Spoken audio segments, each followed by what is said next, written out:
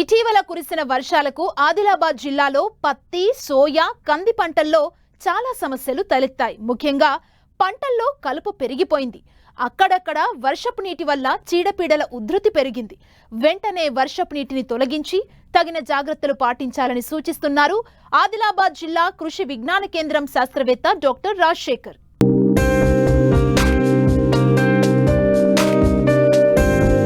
వ్యవసాయానిది వాతావరణానిది విడదీయరాని బంధం. వాతావరణం అనుకూలంగా ఉంటే పంటల్లో అధిక దిగుబడులను చూడవచ్చు.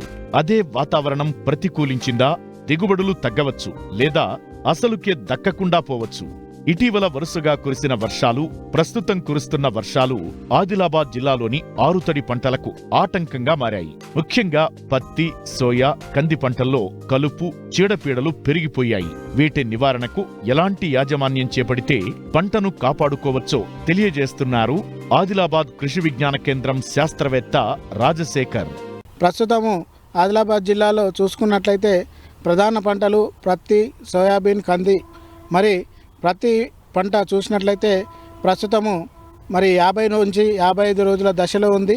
అంటే ఇప్పుడే గూడ తయారయ్యే దశలో ఉంది.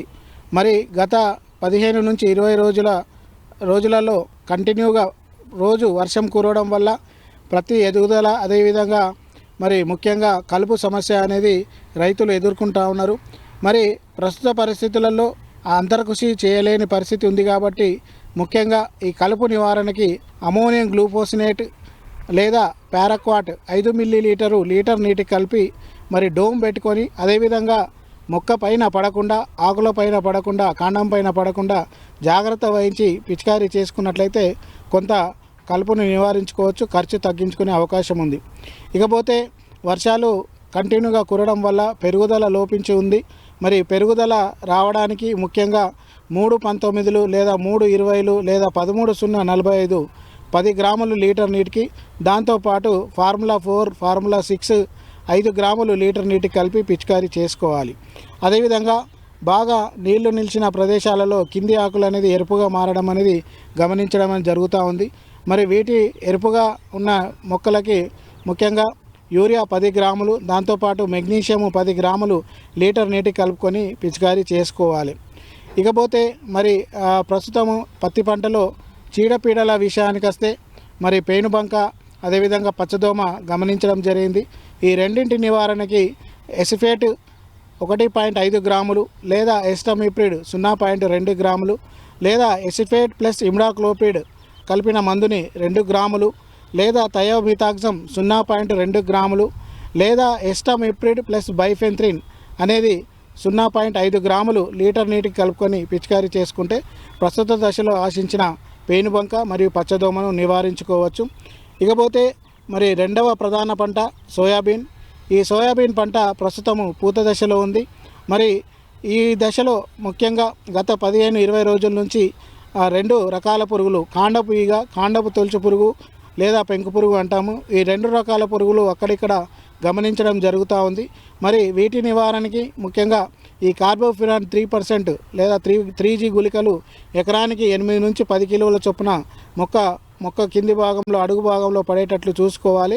అదేవిధంగా పిచికారీ మందులైనటువంటి మరి థయోమిథాక్సమ్ లాంబ్డాసైలోత్రిన్ 0.4 మిల్లీలీటర్లు లేదా లాంబ్డాసైలోత్రిన్ క్లోరాంథనిప్రోల్ 0.4 మిల్లీలీటర్లు లేదా బీటా సైప్రుత్రిన్ ప్లస్ ఇమిడాక్లోపిడ్ 0.7 మిల్లీలీటర్లు లేదా ఐసోసైక్లోజోరం అనే మందుని 1.2 మిల్లీలీటర్లు, ఈ 4 మందులలో ఆల్టర్నేట్గా పిచికారీ చేసుకున్నట్లయితే ఈ యొక్క కాండపు తొలుచు పురుగు, కాండపు ఈగను నివారించుకోవచ్చు. ఇకపోతే అక్కడక్కడ సూక్ష్మ పోషకాల సమస్యలు మరి సోయాబీన్లో కనబడతా ఉన్నాయి.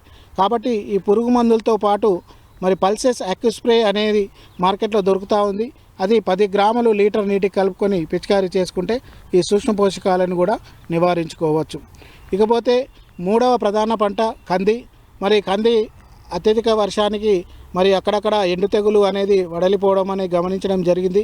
సో వేర్ల దగ్గర తెల్లటి బూజు ఉన్నట్లయితే ముఖ్యంగా ఈ కాపర్ ఆక్సీ క్లోరైడ్ 3 గ్రాములు లీటర్ నీటికి కలుపుకొని మొక్క మొదట్లో పిచికారీ చేసుకోవాలి.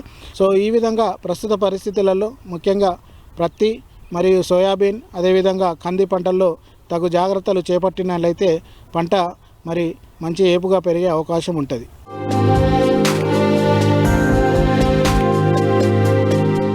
తెలంగాణలో వరి నాట్లు పూర్తయ్యాయి. వివిధ దశల్లో పైర్లున్నాయి. ఆంధ్రప్రదేశ్లో మాత్రం ఇంకా నాట్లు వేస్తూనే ఉన్నారు రైతులు. అయితే వరి సాగు చేసే రైతులు ముందస్తుగా పచ్చిరొట్ట పైర్ల పెంపకం చేపట్టారు. ఆ పైర్లను ఏ సమయంలో పొలంలో కలియదున్నాలి, అనంతరం ఎప్పుడు వరి నాట్లు వేసుకోవాలో రైతులకు తెలియచేస్తున్నారు రాగోలు వ్యవసాయ పరిశోధనా స్థానం ప్రధాన శాస్త్రవేత్త పాలడుగు సత్యనారాయణ.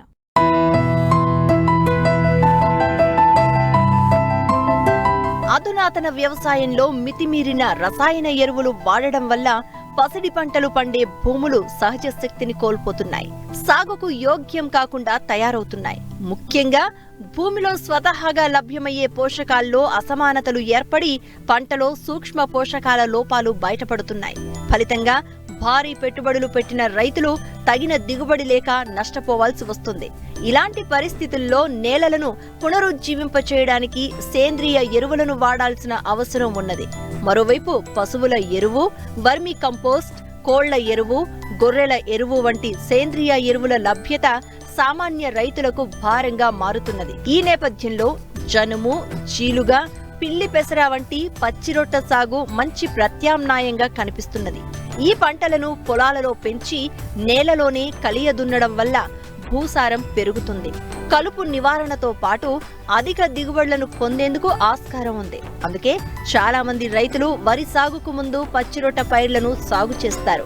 అయితే వాటిని ఎప్పుడు పొలంలో కలియదున్నాలి, వాటి వల్ల ఎలాంటి ఉపయోగాలు ఉన్నాయో తెలియచేస్తున్నారు శ్రీకాకుళం జిల్లా రాగోలు వ్యవసాయ పరిశోధనా స్థానం ప్రధాన శాస్త్రవేత్త పాలడుగు సత్యనారాయణ. మనకు తెలుసు, వరి అన్నది ప్రధానమైనటువంటి ఆహార పంటగా మన రాష్ట్రంలో సాగు చేస్తున్నప్పుడు ముఖ్యంగా ఉత్తర కోస్తా జిల్లాలతో పాటు అటు కృష్ణా, గుంటూరు, గోదావరి డెల్టా ఇతర ప్రాంతాల్లో కూడా దాదాపు సార్వా సీజన్లో 14 నుంచి 15 లక్షల హెక్టేర్లు వరి సాగు చేస్తున్నాం. అలాగే దావలో చూసినట్టయితే 6 నుంచి 8 లక్షల హెక్టేర్ల మధ్య వరి సాగు చేస్తున్నాం. చాలా కాలం నుంచి వరి సాగు చేస్తున్నప్పుడు దాదాపు 70, 80, 100 సంవత్సరాల నుంచి కూడా వరి సాగు చేస్తున్నటువంటి భూమి మన ముఖ్యంగా గోదావరి డెల్టా కానీ ఇతర ప్రాంతాలు ఉన్నాయి. ఈ సాంప్రదాయకంగా వరి వేస్తున్నప్పుడు మనకి ఈ భూసారం అన్నది గణనీయంగా తగ్గిపోయి మనకు అనేక సమస్యలు కూడా ఇటీవల కాలం మనం చూస్తున్నాం. అందులో ప్రధాన సమస్య ఏంటంటే సేంద్రీయ కార్బన్ తగ్గిపోవటం, అలాగే సూక్ష్మ ధాతు లోపాలు కూడా తదుపరి వేసేటువంటి వరి పంటలో మాకు స్పష్టంగా రావటం అనేది మనం చూస్తున్నాం. కాబట్టి ఈ నేపథ్యంలో భూసార పరిరక్షణ, ముఖ్యంగా మధ్యస్థ నేలలు, ఈ తేలికపాటి నేలల్లో కూడా భూసార పరిరక్షణ అనేది ప్రధానమైన అంశంగా ఈరోజు మనం చూస్తున్నప్పుడు ఈ భూసార పరిరక్షణలో ముఖ్యంగా ఈ పచ్చి రొట్టెలు అనేది ప్రధాన భూమికి పోషిస్తున్నాయి. దాంట్లో భాగంగానే మనకి జీలుగు కానీ, కట్టి జనుము కానీ, లేదా పిల్లిపెసర ఇతర పచ్చి రొట్టెలు భూసార పరిరక్షణలో అందుబాటులో ఇవి ఉన్నాయి.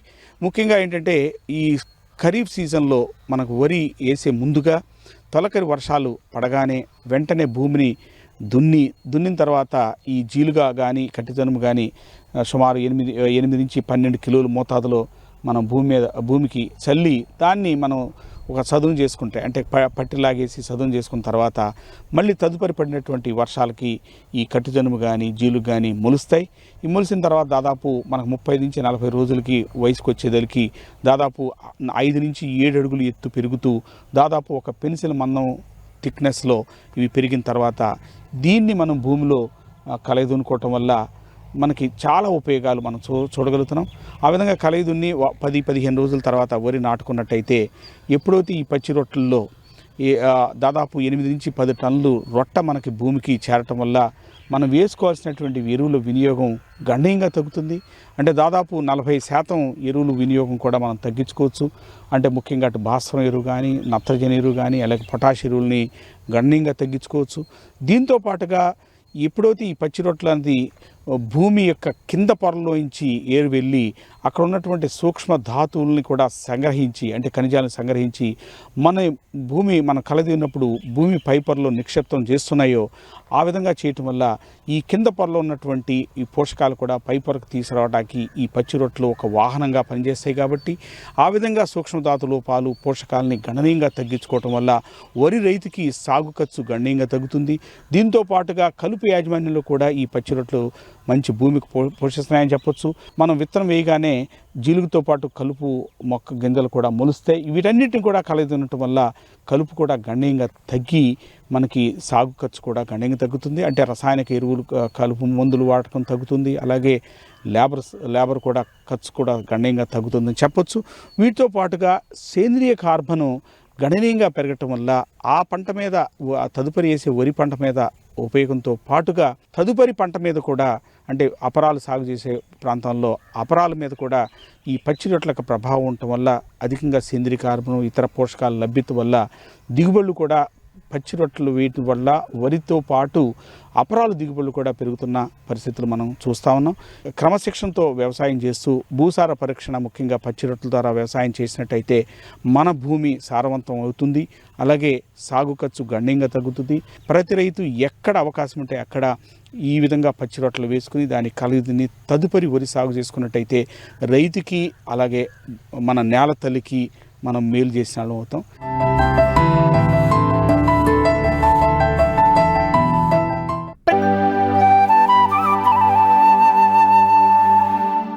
తెలుగు రాష్ట్రాల్లో సాగవుతున్న ప్రధాన వాణిజ్య పంట మిరప. చాలా ప్రాంతాల్లో నారు నాట్లకు సిద్ధంగా ఉంది. మరికొన్ని ప్రాంతాల్లో ఇప్పటికే నాట్లు వేశారు రైతులు.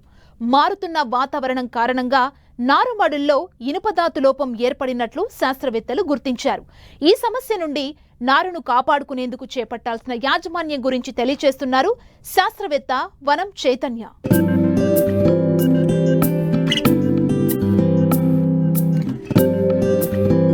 ప్రధాన వాణిజ్య పంటగా సాగుతున్న మిరప మెట్ట ప్రాంత రైతుల ఆదరణ పొందుతోంది. ఇప్పటికే రైతులు ఆయా ప్రాంతాల వాతావరణ పరిస్థితులు భూములకు అనుగుణంగా రకాలను ఎంచుకుని నార్లు పోసుకున్నారు. కొన్ని చోట్ల ఇప్పటికే నాట్లు వేయగా మరికొన్ని చోట్ల నాట్లకు సిద్ధంగా ఉంది. అయితే ప్రస్తుతం కురుస్తున్న వర్షాలకు అక్కడక్కడ మిరపలో ఇనుప ధాతు లోపం ఏర్పడినట్లు శాస్త్రవేత్తలు గుర్తించారు. ఇటువంటి పరిస్థితుల నుండి గట్టెక్కాలంటే రైతులు కొద్దిపాటి జాగ్రత్తలు పాటించాలి. అవేంటో తెలియజేస్తున్నారు శాస్త్రవేత్త వనం చైతన్య.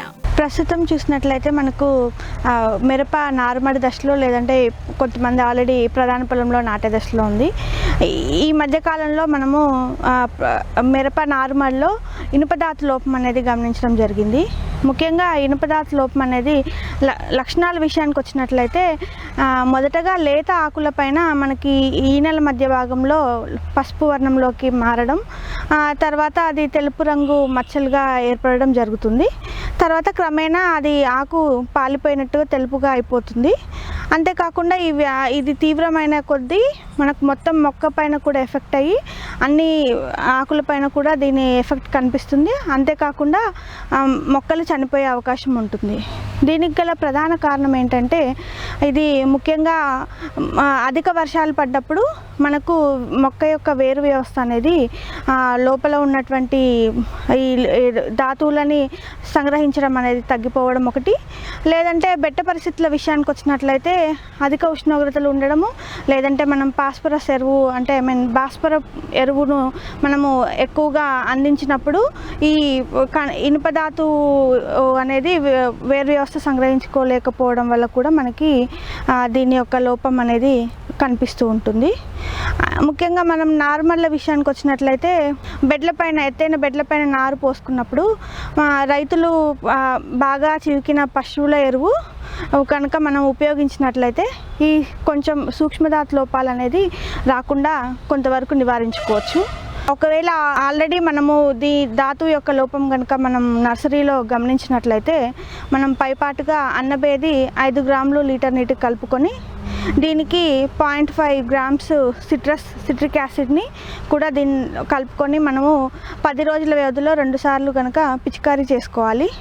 లేదంటే కెలామిన్ 0.5 గ్రామ్స్ లేదంటే మెటాఫెర్ 0.5 గ్రామ్స్ లీటర్ నీటికి కలుపుకొని మనము 10 రోజుల వ్యవధిలో కనుక మనము 2 సార్లు కనుక పిచికారీ చేసుకున్నట్లయితే ఈ ఇనుపధాతు లోపం అనేది కొంతవరకు తగ్గించుకునే అవకాశం ఉంటుంది. అంతేకాకుండా ఈ ఆరోగ్యవంతమైనటువంటి నారుని మనము ప్రధాన పొలంలో నాటుకున్నట్లయితే మళ్ళీ ధాతువు లోపం అనేది మనం గమనించకుండా ఉండొచ్చు. ఈ ధాతువు లోపం వల్ల మనకి మచ్చలుగా ఏర్పడినటువంటివి పూర్తిగా కలిసిపోయి మళ్ళీ ఆకు మొత్తం కూడా ఎండిపోయే అవకాశం ఉంటుంది. అంతేకాకుండా ఇది తీవ్రమైనప్పుడు మొక్క కూడా పూర్తిగా ఎండిపోయే అవకాశం ఉంటుంది. ఈ విధంగా ఎండిపోవడం వల్ల ఏంటంటే మనము ప్రధాన పొలంలో నాటుకునేప్పుడు మనకి నారు యొక్క కొరత అనేది ఏర్పడే అవకాశం ఉంటుంది. కనుక మనము ఎప్పటికప్పుడు ఈ సూక్ష్మధాతు లోపాలను గమనించిన వెంటనే దానికి మనము సరైనటువంటి మనం పోషకాలు కనుక స్ప్రే చేసినట్లయితే మనం దీన్ని తగ్గించుకునే అవకాశం ఉంటుంది.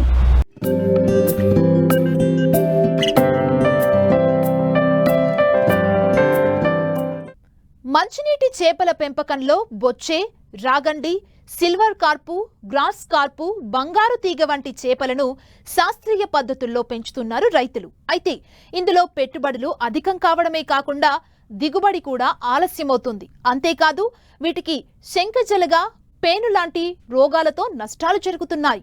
ఈ నేపథ్యంలోనే ఎలాంటి రోగాలు ఆశించని రూప్చంద్ చేపల పెంపకాన్ని 10 ఎకరాల్లో పెంచుతూ మంచి లాభాలను పొందుతున్నారు తూర్పుగోదావరి జిల్లాకు చెందిన ఓ రైతు.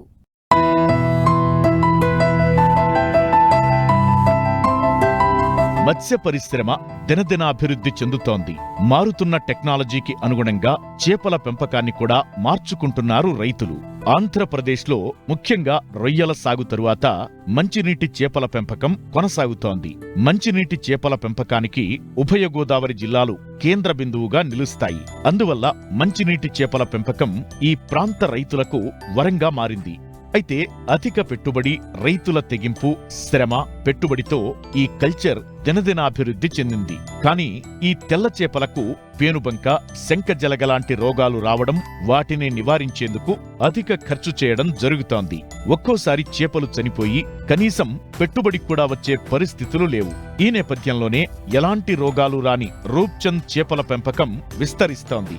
అంతేకాదు వీటి పెంపకంలో కూలీల సమస్య కూడా ఉండదు. దీంతో తూర్పుగోదావరి జిల్లా పెరవలి మండలం తీపర్రు గ్రామానికి చెందిన రైతు కుందుల గణపతిరావు 10 ఏళ్లుగా 10 ఎకరాల్లో రూప్చంద్ చేపల పెంపకం చేపడుతున్నారు. మేము 10 ఎకరాల విస్తీర్ణంలో రూప్చంద్ సాగు చేస్తున్నామండి. రూప్చంద్లో తెల్లచేప, శీలావతి, బొచ్చు, మోసి కొద్దిగా వేస్తామండి. రూప్చంద్ పిల్ల 3 అంగుళాలు, 2 అంగుళాలు, 3 అంగుళాలు పిల్ల వేసామండి. ఈ రూప్చంద్కి వేసిన మేత తెల్లచేప తిని తెల్లచేప పెరుగుద్ది. రూప్చంద్ 85 రూపాయలు దాటి ఉంటే రైతుకి బాగుంటుందండి. 85 రూపాయలు కేజీకి 85 రూపాయల దాకా ఖర్చు అవుతుంది. ఆ 85 పైన ఎంత ఉంటే అంత రైతుకి మిగిలితే 85 లోపు ఉంటే మాత్రం రైతుకి లాసే వస్తుందండి. ఈ మధ్యన అప్ అండ్ డౌన్స్ కింద ఉంటుంది చేప. ఒక్కొక్క ఎకరానికి 1000 కాడికేమో తెల్లచేప వేస్తామండి. దీనికి వేసిన మేత పిల్లెట్లు దానికి ఎక్కువైనాయి, తెల్లచేపలు తిని అవి పెరుగుతాయండి. ఈ రూప్చంద్ అమ్మేసాక తర్వాత తెల్లచేప తర్వాత తీస్తామండి. 85 పైన ఉంటే మిగులుతుందండి. 85 లోపు ఉంటే మాత్రం కొంత లాస్ కింద ఉంటుందండి కొద్దిగాను. తెల్లచేప ముందే వేస్తామండి, కొద్దిగా ముందే వేస్తామండి తెల్లచేప ఒక 1/2 కేజీలు కాడ 1/2 కేజీలు ఉన్నాయి, పట్టుకొచ్చి వేసామండి. ఇప్పుడు 5 కేజీలు ఉన్నాయి. ఇప్పుడు రూప్చంద్ ఏమో 3 అంగుళాల పిల్ల, 2 అంగుళాల పిల్ల వేసామండి. ఇది ఒక సంవత్సరం పడుతుంది వస్తానికి. ఈ సంవత్సరం మేపి సంవత్సరం పోయాక కేజీల పైన 1200 వచ్చాక అమ్ముతూ ఉంటామండి. అప్పుడు రేట్ ఎలాగుంటే అలాగండి. రూప్చంద్ అనేటప్పటికి కరెంట్ కంపల్సరీ ఉండాలండి, ఫ్యాన్లు తిరుగుతూ ఉండాలి. తెల్లచేపకు తిరగకపోయినా పర్లేదు కానీ రూప్చంద్కి అంటే ఫ్యాన్లు తిరుగుతూ ఉండాలండి కంపల్సరీ. మేము అందరూ పెట్టరు కానండి, చేపల చెరువు అంటే ఏం ఎక్కడ లేకుండా పెంచుతారు. మేము మాత్రం ఫ్యాన్లు అవి వేసి కరెంటు ఉన్న చెరువే వేసామండి. ఫ్యాన్లు వేస్తాం, కొద్దిగా ఎక్కువ సరుకు ఎక్కువ వేస్తామండి. లెక్క ఎక్కువ వేసి ఇప్పుడు ఈ పిల్ల 3 లక్షలు వేసామండి ఈరోజు. కొద్దిగా ఒక 1/2 కేజీలు వచ్చాక కొంత తీసేసి మిగిలింది ఉంచుతామండి. ఆ సగం అమ్మేసి కనవ సగాన్ని ఇంకా కేజీల పైన మేపుకుంటామండి. బాగానే ఉంటుంది. ఈ 10 ఎకరాల్లో 12 ఎకరాల చెరువుకి ఒక మనిషి సరిపోతాడండి. ఒక మనిషి ఫ్యాన్లు వేసుకుని ఒక పూట, రోజుకి ఒక పూట మేత వేస్తామండి. ఒకసారి వేస్తామండి మేత. పిల్ల భీమవరం అవతల నుంచి వస్తుందండి. 2 అంగుళాల పిల్ల. ఇది 2 అంగుళాల పిల్ల ఒక్కొక్కటి ₹30. ఇది ఒక సంవత్సరం మేపాక కేజీ వస్తుందండి. ఒక 1/2 కేజీ దాకా మామూలుగా వస్తుందండి. 1/2 కేజీ దాటాక నెలకు 200 గ్రాములు పెరుగుద్దండి. మనం మేపుతాన్ని బట్టి 200 గ్రాములు పెరుగుద్దండి. ఒక 1/2 కేజీ దాటాక 1/2 కేజీ దాకా మెల్లంగా పెరుగుద్దండి. ఆ రేటు లాభం మొత్తం నష్టం మొత్తం అన్నది మనం తీసి టైంకి ఉన్న రేటుని బట్టి అండి. ఒక 60-70 వేలు ఎకరానికి మిగులుతుందండి. రేటు బాగుంటే ఇంకా మిగులుతుందండి. రేటు బాగుంది అనుకోండి ఇంకా మిగులుతుందండి 110, 115, 120 కూడా అవుతుందండి. అలాగైనప్పుడు మన రైతు లక్కండి, దాన్ని బట్టి మిగులుతుందండి. సాధారణంగా ఎకరాకు 2 నుంచి 3 వేల రూప్చంద్ పిల్లలను వేయాల్సి ఉంటుంది. కానీ రైతు గణపతిరావు ఎకరానికి 5 నుంచి 6 వేల పిల్లలను పెంచుతున్నారు. వీటికి పిల్లెట్ ఫీడ్ అందిస్తున్నారు. అయితే చేపలు తిన్న తరువాత కొద్దో గొప్పో మిగిలిపోతే అది చెరువు అడుగు భాగంలో చేరి నీరు కలుషితమవుతుంది. తద్వారా చేపల పెంపకానికి ఆటంకం కలుగుతుంది. దీనిని అరికట్టేందుకు అదే చెరువుల్లో రూప్చంద్ చేపలతో పాటు కొద్ది మొత్తంలో శీలావతి, బొచ్చ, మోసులాంటి తెల్ల చేపలను కూడా వేసి పెంచుతున్నారు. వృధా ఫీడ్ను తెల్ల చేపలు తిని పెరుగుతుంటాయి. ఇటు ప్రధాన చేపలైన రూప్చంద్తో పాటు అదనంగా తెల్ల చేపల నుండి ఆదాయం వస్తుందని రైతు చెబుతున్నారు. చెరువు సంవత్సరం 2 సంవత్సరాలు 3-4 సంవత్సరాలకు ఒకసారి ఆరబెడతా ఉంటామండి. చెరువు చేప కంటే కనుక రొయ్యకి అంత మెడిసిన్ అది వాడక్కలేదండి. జాగ్రత్తలు కూడా పెద్దగా ఏం తీసుకోక్కర్లేదండి. నైటు తెల్లారగట్లు మాత్రం కరెంటు పోయినప్పుడు జనరేటర్ అది ఆన్ చేసుకుంటే చాలు. అది కూడా మేము ఎక్కువ వేస్తున్నాం కాబట్టి, ఎక్కువ వేయకపోతే అక్కలేదండి. దానికి ఎకరానికి 3,000 లోపు వేసుకుంటే ఈ కరెంట్ అది కూడా అక్కలేదండి. మేము కొద్దిగా ఎక్కువ వేస్తామండి. ఎక్కువ వేసి ఫ్యాన్లు అవి పెడతాం వలన 5,000, 6,000 పైన కూడా వేస్తామండి ఎకరానికి. 1/2 కేజీ దాటాక ఒక్కొక్క చేప 10 గ్రాములు, 8 గ్రాముల నుంచి 10 గ్రాములు మేత తింటుందండి. దాన్ని బట్టి దీంట్లో ఇంత ఉందని చెప్పి అన్ని గ్రాములు లెక్కేసుకుని అన్ని బస్తాలు వేస్తామండి. అది తొందరగా తినేస్తే ఇంకో బస్తా పెంచుతారండి. అది ఇంకా తొందరగా తినేస్తే 2-3 బస్తాలు పెంచుతామండి. అది తినేస్తాం, తేలుతూ ఉంటుందండి. ఫ్లోటింగ్ మేత వేస్తామండి మేము. ఆ ఫ్లోటింగ్ వేస్తాం వల్ల ఇప్పుడైపోతుంది. అది సింకింగ్ ఎత్తే కనుక తెలవదండి, అవుతుంది అవ్వలేదు అన్నది. కింద బాటం కూడా పోతుందండి. మేము ఫ్లోటింగ్ వేస్తామండి. ఆ ఫ్లోటింగ్ మేత వెంటనే 5 నిమిషాల్లో తినేస్తాయండి. ఈ ఎకరానికి 5 టన్నులు పైన వస్తుందండి. 5,000, 6,000 ఉంటే తెల్లసేప 1.5 టన్నున్నర తెల్లసేప వస్తుందండి. ఈ కరెంట్ ఉండటం వల్ల, కరెంట్ లేకపోతే మనం తీసి మేపలేమండి. కరెంట్ ఉందండి, మా చెరువులు కరెంట్ ఉందండి. ఫ్యాన్లు అవి పెట్టి పెంచడం వలన ఇంకా బాగానే ఉందండి, పర్లేదండి. అంటే కరెంట్ ఉన్న చెరువుకి 5-6 వేలు పైన వేసుకోవచ్చండి. కరెంట్ ఉంటే, ఫ్యాన్లు అవి ఉంటే, ఫ్యాన్లు తిరిగేలా ఉంటే 5-6 వేలు పైన వేసుకోవచ్చండి, బాగానే ఉంటుందండి. ఫ్యాన్లు లేనప్పుడు ఇంకా 2,000, 1,500 గంట ఎక్కువ ఎత్తే ఇబ్బంది అండి. అది తెల్లారు గట్ల డిఓది తగ్గిపోద్దండి. ఈ రూప్చంద్కి డిఓ తగ్గితే చాలా ఇబ్బంది అండి. దీనికి చెరువు ఇరుకయ్య కొలిది డిఓ వచ్చిందంటే ప్రమాదం అండి. అవన్నీ చూసుకొని ఒక మనిషి సరిపోతాడు. ఇన్ని ఎకరాలకు ఒక మనిషి సరిపోతాడండి. 10-15 ఎకరాలకు కూడా ఒక మనిషి సరిపోతాడండి. పొద్దున్న 1 గంట పని ఉంటుంది అంతేనండి. ఆ తర్వాత చుట్టూ ఏదో పని చేసుకుంటూ ఉంటాడండి. రూప్చంద్ ఇదివరకు బయటికి వెళ్ళేది కదండి, ఈ మధ్యన పెరుగుతుందండి రూప్చంద్. ఈ తెల్లసేప, శీలావతి, బొచ్చు ఇవన్నీ కూడా తెగుళ్ళు ఎక్కువ వస్తున్నాయండి. రకరకాల తెగుళ్ళు వచ్చి కొద్ది ఇబ్బంది పడుతున్నారండి దాంతో. ఈ రూప్చంద్ అనేటప్పటికి తెగులది ఏమీ లేకుండా బాగా పెరుగుతుందండి. బాగుంటుంది రూప్చంద్ అన్నది, రైతుకు బాగుంటుందండి. రేటు కూడా బాగానే ఉంటుందండి. ఆ ఫంగస్ కూడా బాగుంటుంది కానీ రేటు ఉంటలేదండి. ఫంగస్ ఏమో బాగా ఎక్కువ మేపాలండి. అది మేము ఎప్పుడు మేపలేదండి. ఫంగస్ మిగులుతులేదు అంటున్నారండి. అది బాగా తక్కువ రేటు ఉంటుందండి, 60-65 అలా ఉంటుందండి. అది 65 ఉండేటప్పటికి ఖర్చులు కూడా వస్తలేదండి. బాగా ఎక్కువ లాస్ పోతుంది ఫంగస్ వల్ల. మిశ్రమ వ్యవసాయం చేస్తాం వల్ల లాభం అండి. అది తెల్లసేపకు మేత వేయమండి. మేత వేయకుండానే ఈ రూప్చంద్ వేసిన రెట్ట అది తినే పెరుగుద్దండి మా చెరువులో. దానివల్ల ఆ తెల్లసేప ఎంత అమ్మినా మాకు అది లాభం కిందే ఉంటుందండి, ఎక్సెస్ లాభం అండి.